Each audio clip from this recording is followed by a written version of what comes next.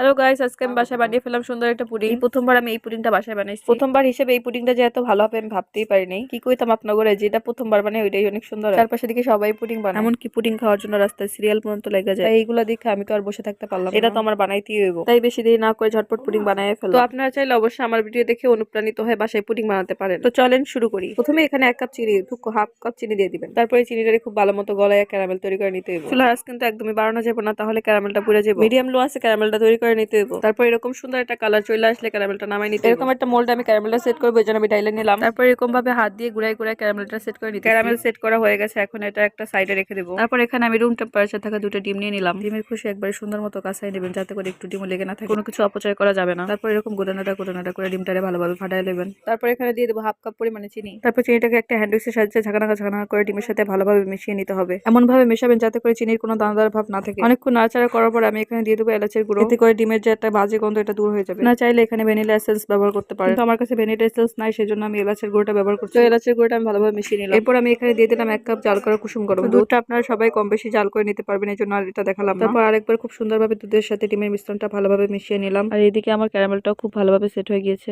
এখন ডিম দুধের মিশ্রণটা ভালোভাবে বাটিতে ডাইলে লইতে হইব, আর এই জন্যই আমি এখানে একটা ছাঁকনি ব্যবহার করতেছি। তো বিসমিল্লাহ করে ছাঁকনির মধ্যে মিশ্রণটা ডাইলে নিলাম। কিন্তু গাইস কি হলো, এটা ছাঁকনিটা এত ছোট যে যার কারণে এটা দিয়ে পড়তে অনেক সময় লাগতেছে, আর মিশ্রণটাও ঘন। এটা যাতে ভালো মতো পড়ে, এই জন্য আমি এখানে একটা চামচ লয়ে লইছি। চামচ দিয়ে কিছুক্ষণ নাড়াচাড়া করলাম, তারপর দেখি মিশ্রণটা নিচে পড়তে অনেক সময় লাগছে। তারপর আমি ভাবলাম এটা দিয়ে কাম হইতো না, বড় ছাঁকনিটা ব্যবহার করলে তাড়াতাড়ি পড়ে যাবো। কিন্তু এই ছাঁকনিটা আমি দুমুনা দিকে এতক্ষণ ব্যবহার করি নাই, কিন্তু দুঃখের বিষয় এই ছাঁকনিটা এখন আমার ব্যবহার করতে হইতেছে। তো অনেকক্ষণ দ্বিধাদ্বন্দ্বের ভিতর ভুগতেছিলাম, ছাঁকনিটা ব্যবহার করবো কি করবো না, দূর দরজা আর কুলায় না, দিলাম ডাইলা। এইবার ঠিক আছে, দেখেন কি সুন্দর মতো মিশ্রণটা পড়তেছে। তোর আগে আমি এটার মধ্যে ডাললেই পারতাম, হুদ্দাই আমার কষ্ট হইলো। তো যাই হোক গাইস, একটা হ্যান্ড উইক্স দিয়ে ভালোভাবে নাড়ে চেড়ে পুরো মিশ্রণটা আমি বাটিতে লয়ে নিলাম। এই যে দেখেন কত সুন্দর হয়েছে। এরপর গরম পানি করার লেগে এখানে আমি পরিমাণ মতো পানি নিয়ে নিছি। তারপর একটা স্ট্যান্ড বসিয়ে পুডিংয়ের বাড়িটা দিয়ে দিলাম, উপর থেকে ঢাকনা দিয়ে দিলাম, যাতে করে সিদ্ধ করার সময় ভিতরে পানি না ঢুকে। 30 মিনিট জাল করার পর ঢাকনাটা তুলে পুডিংটা চেক করে নেবো হয়েছে কিনা। সেই জন্য একটা টুথপিকের কাঠি দিয়ে চেক করে নিলাম। পুডিংটা হয়ে গিয়েছে। পুডিংটা নামানোর পর সারাদিন আমি ফ্রিজে রেখে সেট করে নিয়েছি। এখন রাতের বেলায় পুডিংটা আমি কাটবো। তো পুডিংটা কাটার লেগে যেটা করতে হবে, এটা ডিমোল্ড করে লইতে হবে। এর জন্য একটা ছুরি দিয়ে ভালোভাবে চারদিকটা সারিয়ে নিলাম। সারানো হয়ে গেছে। এখন উপরে একটা প্লেট দিয়ে এটা ডিমোল্ড করে নিলাম। এখন আস্তে আস্তে করে বাটিটা উঠাই দেখি পুডিংটা হয়েছে কিনা। ওয়াও, দেখেন গাইস কত সুন্দর হয়েছে আমার পুডিংটা। পুডিংটা একটু সাইডে সরে গেছে, এর জন্য ঠেলা দিয়ে আমি একটু মাঝখানে দিয়ে দিলাম। এবার দেখতে অনেক সুন্দর লাগতেছে পুডিংটা। প্রথমবার বানাইছি, কেউ বিশ্বাসই করবে না। দাঁড়ান আপনাকে একটু কাইটটা দেখাই। কেকের মতো করে 2 সাইড দিয়ে আমি কাইটটা লইলাম। একটা ফ্রিজে পুডিংয়ের স্লাইসটা দিয়ে দিলাম। এবার খেয়ে দেখানোর পালা। কইতাম গাইস, এত মজা হয়েছে, মুখে দেওয়ার সাথে সাথে মিলিয়ে যায়। তাই নিজের প্রশংসা নিজেই করলাম। আপনাদের যদি বিশ্বাস না হয়, আবার রেসিপি ফলো করে এইভাবে বাসায় একবার বানিয়ে খান, তাহলেই বুঝতে পারবেন কত মজা। তো আপনারা সম্পূর্ণ ভিডিওটি দেখতে থাকেন, আর আমি এদিকে খেতে থাকি। ভিডিওটা ভালো লাগলে অবশ্যই কমেন্ট করে জানাবেন। বাই বাই, আল্লাহ হাফেজ।